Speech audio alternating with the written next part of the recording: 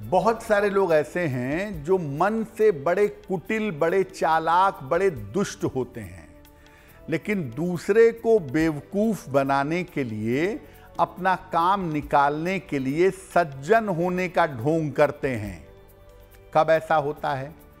बृहस्पति आदमी के अंदर पवित्रता और सज्जनता पैदा करता है। अगर बृहस्पति कुंडली में कमजोर है और राहु कुंडली में मजबूत है तो आदमी सज्जनता का ढोंग करेगा।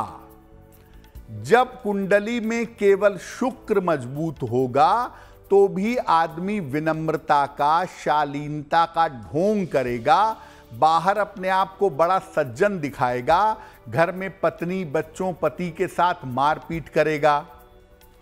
जब राहु केतु केंद्र स्थान में बैठे हों, आदमी रूप बदलने में माहिर होता है और ऐसे लोग होते कुछ हैं, करते कुछ हैं और दिखाते अपने आप को कुछ और हैं। जब चंद्र या बृहस्पति दूषित हो जाएं तो ऐसा व्यक्ति सज्जनता का ढोंग करता है अपने आप को बचाने के लिए और दूसरों से लाभ उठाने के लिए।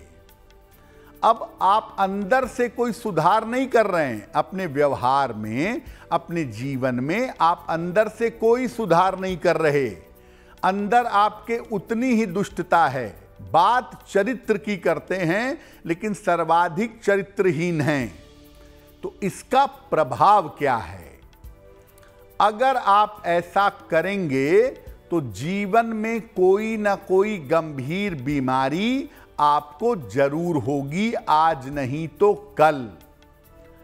कभी कभी मानसिक रोग का, मानसिक बीमारी का सामना करना पड़ता है और निश्चित रूप से जीवन में एक बार दरिद्र होना पड़ता है। एक बार आप सड़क पर जरूर आएंगे, एक बार आपका डाउनफॉल जरूर होगा।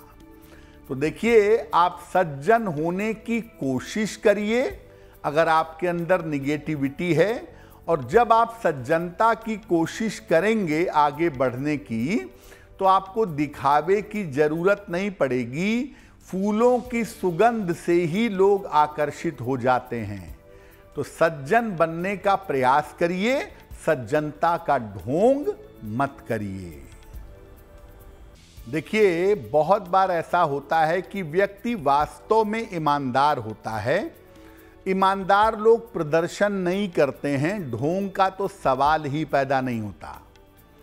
कब होता है व्यक्ति ईमानदार? ढोंग नहीं करता, दिखावा नहीं करता।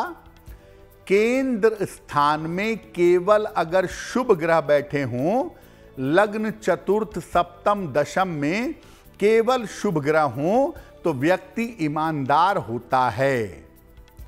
बृहस्पति अगर मजबूत हो और बृहस्पति पर किसी पाप ग्रह का प्रभाव ना हो तो व्यक्ति ईमानदार होता है। राहु अगर कुंडली के सही स्थानों पर हो, किसी ग्रह के साथ ना हो तो व्यक्ति ढोंग नहीं करता, ईमानदार होता है।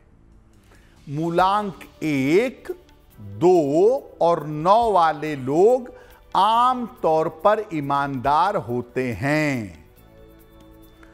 अगर आपके अंदर ढोंग करने की आदत आ गई है, दिखावे के चक्कर में आप ज्यादा रहते हैं, उससे बचना चाहते हैं, तो क्या करेंगे?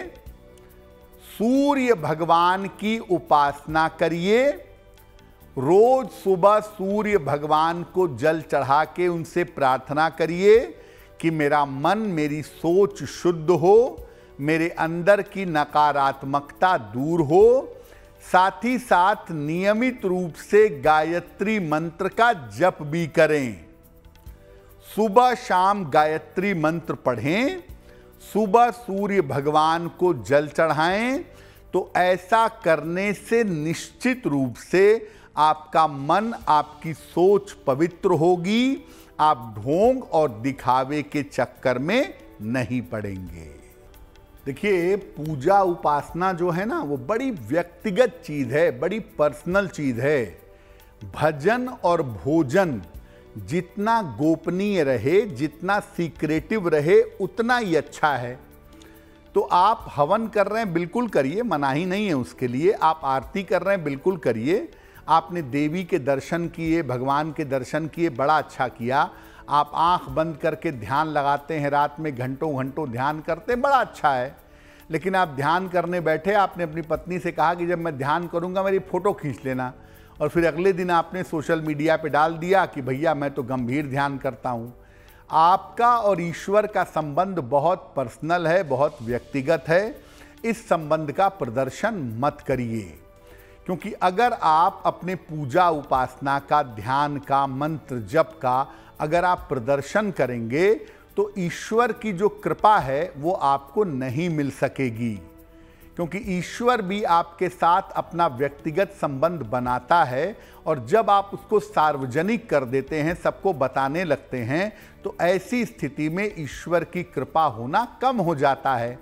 आप बड़े बड़े संत महात्मा को देखिए, सामान्यतः वो अपनी शक्तियों के बारे में, अपने पूजा पाठ के रूटीन के बारे में कुछ नहीं बताते, और अगर किसी को गाइड करते हैं तो बड़े एकांत में बताते हैं। तो प्रभु, धार्मिकता, पूजा उपासना बड़ी पर्सनल चीज है, आपके और भगवान के पर्सनल संबंध की बात है। कृपा करके सोशल मीडिया पे या किसी भी तरह से इसका प्रदर्शन ना करें। अगर आप मुझसे जुड़ करके अपनी समस्याओं का समाधान चाहते हैं और चाहते हैं कि आपकी समस्याओं को ज्योतिष के माध्यम से सुलझाया जाए, तो आप हमसे संपर्क कर सकते हैं, जुड़ सकते हैं एस्ट्रो तक पर।